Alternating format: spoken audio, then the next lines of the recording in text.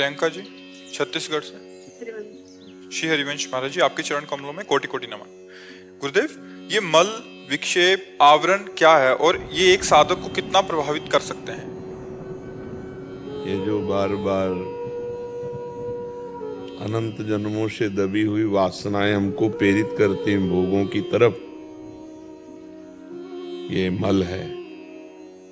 जो भोगे हुए भोगों को भोगने की इच्छा और कामना है, ये विक्षेप है। और अविद्या अहंकार ही ये आवरण है जो जीव को ढके हुए है, स्वरूप बोध नहीं होने दे रहा। जब तक भगवत साक्षात्कार नहीं हो जाता तब तक ये नहीं मिटते।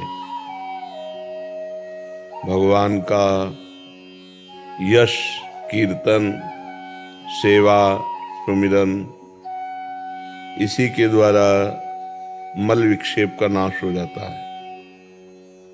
और जहां विक्षेप शून्य भगवत चिंतन होता है तो भगवान की कृपा से अहंकार का नाश होता है। जो अहंकार आवरण है वो भगवान की कृपा से होता है। इसीलिए भगवत प्राप्ति मुख्यस्तु भगवत कृपा, मुख्यस्तु गुरु कृपा, ध्यान मूलम गुरु मूर्ति, पूजा मूलम गुरु पदम, मंत्र मूलम गुरु वाक्य, मोक्ष मूलम गुरु कृपा।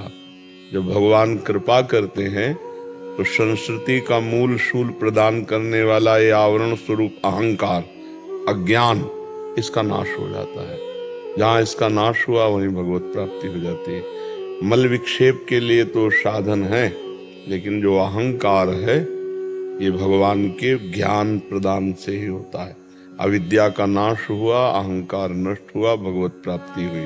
तो खूब भगवान के चरणों का आश्रय लेकर नाम जप करे, भगवत लीला कथा सुने, परोपकार की भावना से सबकी सेवा करे, तो हमारे जहां अंतःकरण में पवित्रता आई तो फिर ये मल विक्षेप सब नष्ट हो जाता है। विक्षेप देखो ना, नाम जप करो तो बार बार विषय चिंतन नहीं होता है, ये विक्षेप है।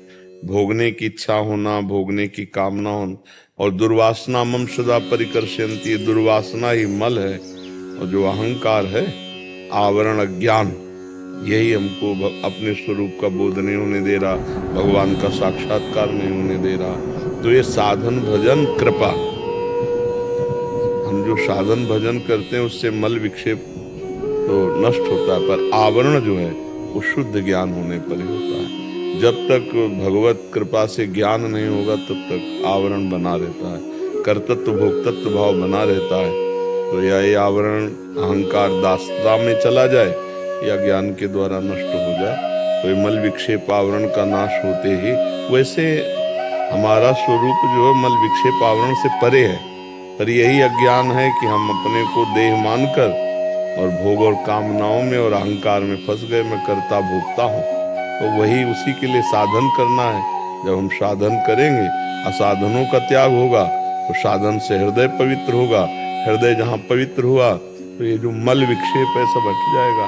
और भगवान करुणा करें, गुरु भगवान कृपा करें, हमें ये ज्ञान हो जाए कि हम शरीर नहीं है, हम जो पाप कर्म कर रहे हैं, जो अधर्म आचरण कर रहे हैं, ये हमारे द्वारा अज्ञान के द्वारा हुआ, तो भगवान क्षमा करें। तो जीव निष्पाप और परम पवित्र होकर भगवत स्वरूप ही है, उसको ऐसा बोध हो जाता है। किसका